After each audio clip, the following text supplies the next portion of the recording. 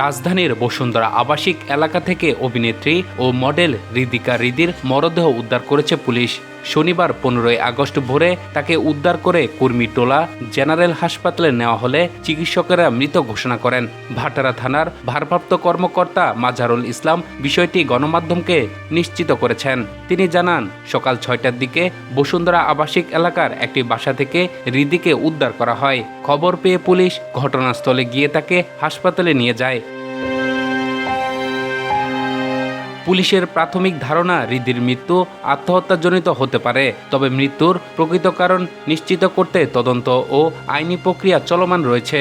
OC Mazharul ইসলাম জানান, হৃদির পরিবারের সদস্যরা থানায় রয়েছেন। পরিবারের দেওয়া তথ্য অনুযায়ী এক ব্যক্তির সঙ্গে হৃদির প্রেমের সম্পর্ক ছিল।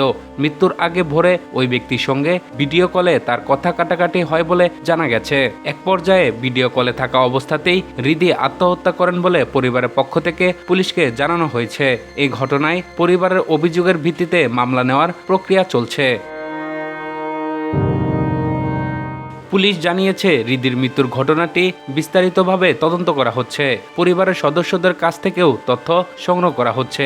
একই সঙ্গে ওই ব্যক্তির সঙ্গে হৃদির সম্পর্ক এবং মৃত্যুর আগে তাদের মধ্যে কি ঘটেছিল তাও তদন্তের আওতায় রাখা হয়েছে।